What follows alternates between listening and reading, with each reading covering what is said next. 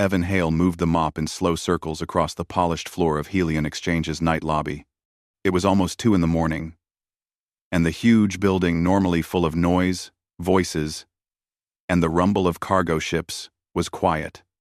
Only a few lights glowed, soft and gold, reflecting off the glass walls. His arms felt heavy, but he didn't stop. He needed the hours, needed the pay, needed everything he could get to take care of his daughter. Little Lena slept on a blanket inside the small supply room behind him. She often came with him during long shifts because he had no one else to watch her. He checked the room every few minutes, making sure the door stayed cracked open so he could hear her breathing. Evan wiped his forehead and continued cleaning. He didn't complain. He didn't argue. He just worked. People at Helion Exchange barely noticed him, except to ask for something or blame him when something small went wrong. But he didn't mind. He only cared about Lena. Tonight, though, something felt strange. He kept hearing noises from deeper inside the lobby, sharp sounds, like voices arguing. The language wasn't English. It wasn't anything most humans would understand. But Evan recognized it immediately. His heart almost stopped. Ritani. Evan slowly pushed the mop aside and walked toward the sound. The voices became clearer as he got closer. He saw 3 human supervisors standing in a nervous circle. In front of them stood a tall alien with dark green skin and ridged cheeks. His clothes shimmered like metal mixed with silk. His posture was straight, proud, irritated. The alien spoke again, and one supervisor raised both hands. "Sir, we don't understand. Please calm down." Evan winced. The supervisor's voice carried the same false cheer he always used when he pretended to know what he was doing. The alien crossed his arms and repeated his words. This time, louder. The humans stared at each other, confused, panicking. Evan understood every word. The alien was complaining that his scheduled meeting had been moved without warning. He had traveled across 3 systems, and he expected to be treated with respect. One supervisor whispered to another, "Why did they send him here at night?" "Don't know," the other whispered. "But if we mess this up, the director will blame us." Evan felt a twist in his chest. He could stop this entire mess with one sentence. But he also knew what happened last time. He drew attention to himself. His supervisors hated when he stood out. To them, he was a janitor, nothing more. He was about to turn away when he heard his daughter shift in the nearby room. Her tiny voice saying, "Dad," in her sleep, reminded him who he was doing everything for. He stepped forward. "Excuse me," Evan said softly. All 3 supervisors turned with annoyance. "What now?" one snapped. "Can't you see we're busy? Go clean something." Evan didn't back away. He looked up at the alien visitor, who stared back with sharp, curious eyes. Evan spoke to him in perfect Ritani. The alien's ridged eyebrows rose slowly. "You speak our tongue?" he replied in the same language. The supervisors froze like statues. Evan nodded and explained the situation gently, exactly as the alien had described it. He apologized on behalf of the staff. The alien listened, his expression softening. One supervisor's jaw dropped. What language is that?" Another whispered. "No way. Did he just speak alien?" Evan ignored them and continued translating. The alien took a deep breath. Calmer now. He nodded gratefully. Just then, the air changed. Heavy footsteps echoed from the hallway, firm and full of authority. Everyone turned. Director Shakor entered. He was from the same alien race, but older, broader, and dressed in ceremonial layers of black and silver. His eyes glowed faintly, a sign of high status among the Ritan. The human supervisors straightened their backs, sweating. Shakor looked first at the complaining visitor, then at Evan. His gaze sharpened. "Who translated?" he asked, in a deep, rumbling voice. One supervisor pointed quickly at Evan. He did. Shakor stared at Evan with a careful, measuring silence. You, he said slowly. You speak Ratani. Evan nodded respectfully. Yes, sir. How? Shakor stepped closer. Few humans bother to learn. Fewer speak it correctly. And you spoke with near-perfect tone. Evan swallowed. I learned years ago. I used to work in a communication program before my life changed. Shakor tilted his head, surprised by the answer. And now you clean floors. Yes, sir. There was no shame in Evan's voice, just truth. The alien executive folded his arms behind his back and switched fully to his native language. What is your name? Evan Hale. Why did you leave the program, Evan Hale? Evan shifted uncomfortably. My wife passed away.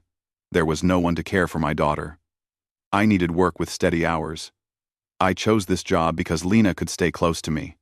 Shakor looked past Evan, noticing a thin crack of light from the supply room. Your daughter is here? She sleeps inside, Evan said quietly. It's safer than leaving her alone at home. This caught Shakor off guard. He blinked, slowly, as if studying a puzzle. Then he turned to the three supervisors. Is this how you treat your staff? A trained linguist mopping floors? One supervisor stuttered. He never told us. He did not need to tell you. Shakor replied. A leader learns about his people. The three supervisors shrank back. The alien who had been arguing earlier looked at Evan with deep respect now. He placed a fist over his chest, a traditional Ritani sign of honor. Evan bowed slightly in return. Shakor asked one more question, his voice calm but heavy. Evan Hale, will you allow me to test your fluency? Yes, Evan answered. Shakor stepped closer and began asking complex questions one after another. Some were about history, others about emotion. Some were word puzzles meant to trip even native speakers. Evan answered each one with ease. The alien executives watched in silence. Even the other alien visitor began nodding in approval. At the end of the test, Shakor spoke softly.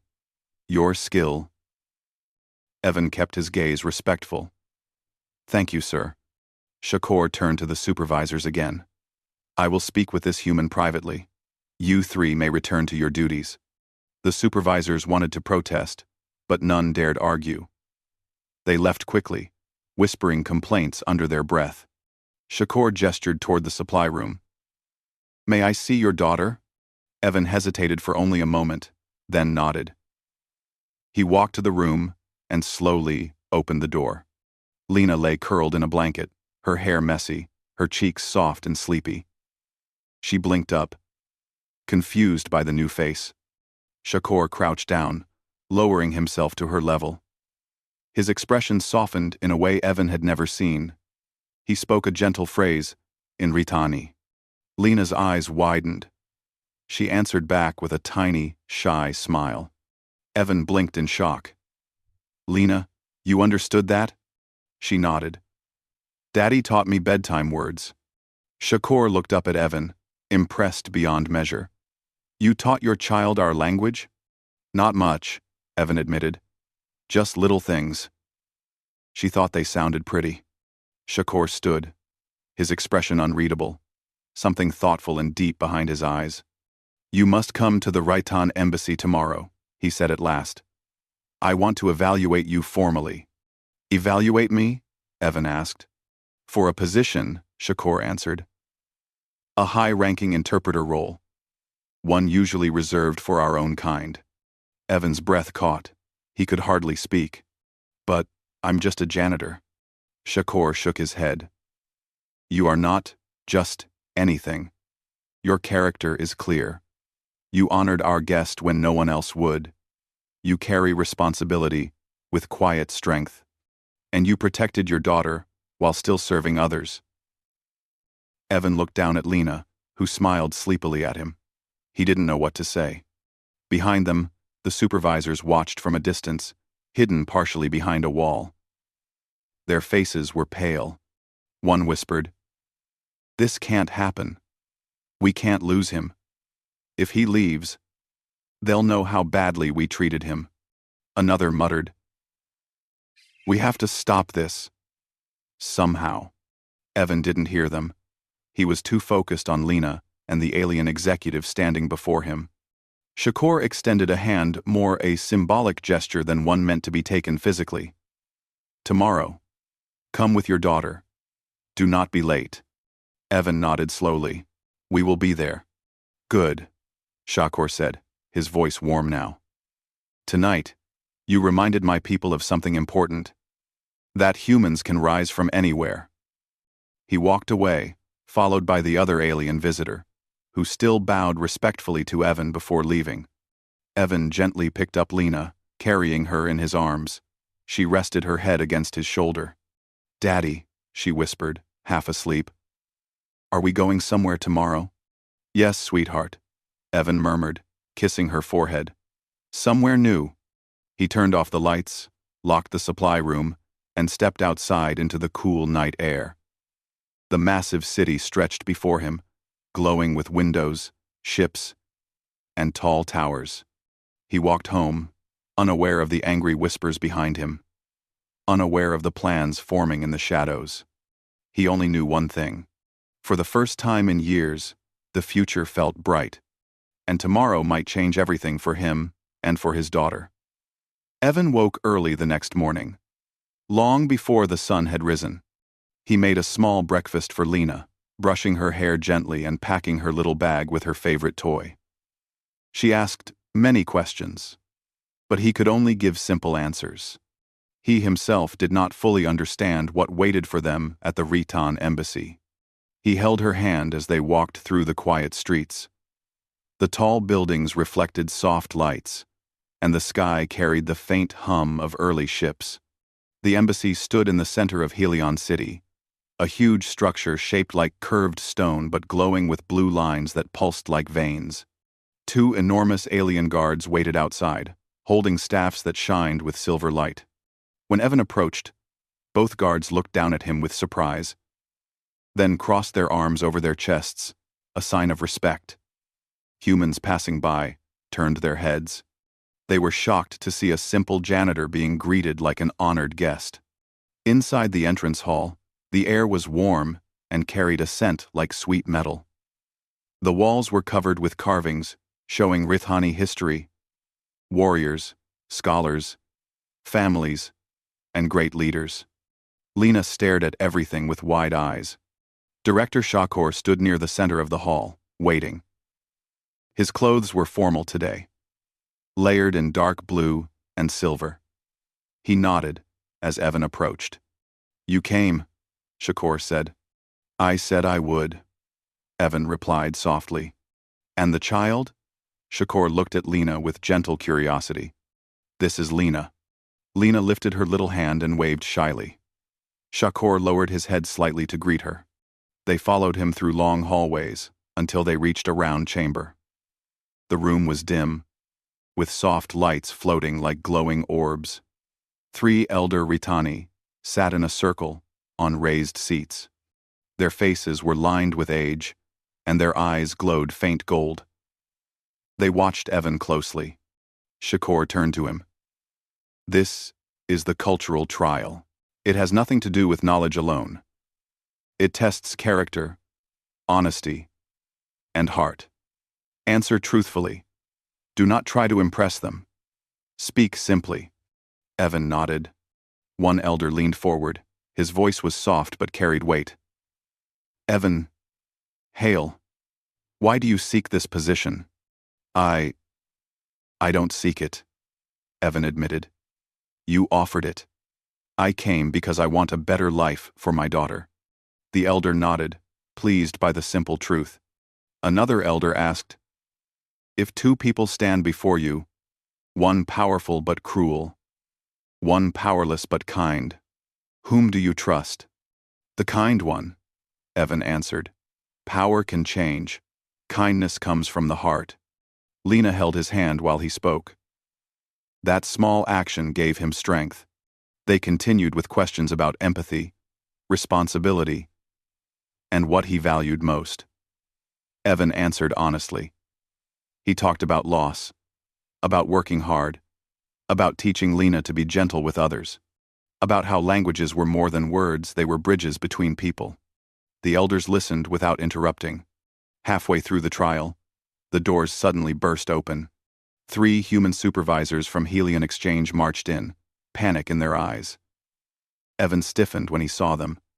Shakur's expression turned cold. "What is the meaning of this?" Shakur demanded.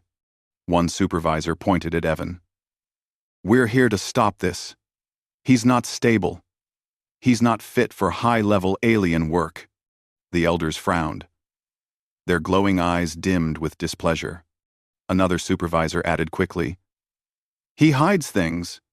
He brings his daughter to work against regulations. He's unreliable." 4. He hides things. Problem instancing, and have to he had. With her sand of summer, since the reviews and serviting, Evan felt something heavy settle in his chest. He had known they might interfere, but not like this, barging into a sacred alien chamber. Shakur stepped forward. "You insult our trial and our elders. You bring false claims without proof. You show disrespect." "Sir, he is only a janitor," the supervisor whispered desperately. "You cannot give him such high responsibility." Evan stayed silent, but his heart pounded. He didn't want to fight. He didn't want trouble. He only wanted a chance. One elder cleared his throat, stopping the argument. "Evan Hale, speak. Your silence is heavy." Evan took a breath. "I bring my daughter to work because I have no one else. I never hide that. I work hard. I never fail my duties. I never break rules on purpose. I never lied to anyone." He looked at the supervisors, not with anger, but with calm sadness. "They don't know me. They never asked. I'm just someone they expect to keep quiet." His voice stayed steady, even though his hands felt cold. Shakur nodded, satisfied. The elders exchanged glances, whispering in their own language. Before they could speak again, Lena stepped forward. She looked up at the stern elders, then at Shakur, then at the scared supervisors. She spoke softly in Ritani. Her small voice echoed in the chamber. "My dad is good. He always helps people. He teaches me to be kind. He teaches me your words at night. I want him to be happy." The room grew absolutely quiet. Shakur's eyes softened. The elders leaned forward, surprised and touched. One of them smiled, something rare among their people. The oldest elder spoke. "The child shows honesty without fear. This speaks louder than arguments." He looked at the supervisors. "You may leave. Your presence disturbs the trial." The supervisors tried again to protest, but 2 Ritani guards appeared at the door, towering and silent. The humans had no choice. They backed away quickly, defeated. Evan let out a breath he didn't know he was holding. He squeezed Lena's hand gently. The elders returned their attention to him. "You have shown patience," one said. "You did not speak with pride. You did not answer with anger. You protected your child without hostility. These are traits we value." Another added, "Many come here with smooth words, but empty hearts. But your answers were simple and true." The oldest elder stood slowly. "Evan Hale, you have passed the cultural trial with honor. You are worthy of serving our people." Numb. Evan's breath caught in his throat. Lena smiled brightly and hugged his leg. Shakur placed a hand on Evan's shoulder. "The decision is made." They led him out into a larger hall, where more Ritani officials waited. A contract appeared on a holo screen. The offer was beyond anything he had dreamed. High salary, safe housing, full education, support for Lena, and a respected position as a human alien interpreter. Evan stared at the numbers, overwhelmed. His legs felt weak. "Sir, this is too much," he whispered. No, Shakor replied calmly. It is what you deserve. Evan finally signed, his hand shaking slightly. The room filled with gentle applause. The Ritani version, tapping fists lightly over their chests. Lena received a small glowing bead from an elder, a symbol given only to young learners chosen for language programs. She held it close like a treasure. After the ceremony, Shakor walked with Evan through the embassy gardens. The air was warm and smelled like alien flowers. The sky had turned orange with the late afternoon light. You know, Shakor said, your people often think greatness comes from rank or birth. But in our culture, honor is measured by actions. Evan looked at him. I didn't do anything special. You did, Shakor replied. You calmed a visitor no one else could. You carried responsibility alone without bitterness. You raised a child with kindness. And when challenged, you answered with truth, not anger. This is rare. Evan was quiet for a long moment. Birds with metallic feathers flew overhead, casting small shadows. What happens now? He finally asked. Now, Shakor said, you begin your training. You will work beside us, not below us. Your daughter will study in our cultural academy. Her gift for language may become something great someday, and you will have a home fit for both of you. Evan felt something warm in his chest. Hope, a feeling he hadn't felt in years. He thought of his old supervisors, of how they had tried to stop him. But now their voices felt small, like echoes of a life he had already left behind. Later that evening, he returned to the old apartment he and Lena had shared for years. He began packing their things. Lena sat on the bed, swinging her legs, smiling with excitement. Daddy, she asked. Yes, Evan said softly. We're moving somewhere better. She hugged him tightly. I like the aliens. They talk funny but nice. Evan laughed for the first time in a long while. Yes, they are. While he packed, he thought about the journey ahead. He would learn more languages, study alien cultures, help build bridges between worlds. He would work in rooms where humans rarely entered. He would give Lena a safe, bright future. But beyond all that, he felt something deeper, a sense that he was finally seen. Not as a janitor, not as someone small, but as someone who mattered. Hours later, after everything was packed, he stood by the window, holding Lena in his arms. The city lights shimmered below. Ships rose and fell like shooting stars. Daddy, Lena whispered, her eyes half closed. Are we going to be okay now? Evan kissed her forehead. Yes, sweetheart. We're going to be more than okay. The next day, they moved into their new home, bright, clean, and full of possibilities. Evan reported to the embassy to begin his training. Lena started her first class in the Young Language program, impressing her alien teachers. Everywhere he walked, Ritani bowed to him with respect. Humans looked at him with surprise. And Evan walked with quiet pride, but never arrogance. He remembered his old days. The long nights mopping floors, the exhaustion, the feeling of being invisible. Those memories kept him humble. Weeks passed, and he grew more confident. The elders praised his progress. Shakor often invited him for discussions about human and alien cooperation.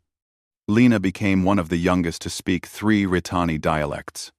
One evening, Evan stood on the embassy balcony, looking over the city. Shakor joined him silently. You look peaceful, Shakor said. I am, Evan replied. You earned it, the alien said. Remember this, Evan Hale.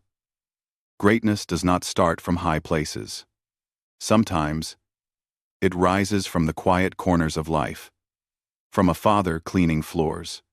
From a child, learning strange words before sleep. Evan smiled. Thank you for believing in me. Shakor placed a hand over his chest in their gesture of honor. Thank you for reminding my people what humans can become. The sky darkened into night. Lights glittered like stars rising from the city below. Evan lifted Lena into his arms when she ran out onto the balcony, laughing. He held her close, and together they looked at the shining world ahead. For the first time since he lost his wife, he felt truly hopeful. A single father, who once mopped floors, now stood in a place of respect, purpose, and promise. And this was only the beginning.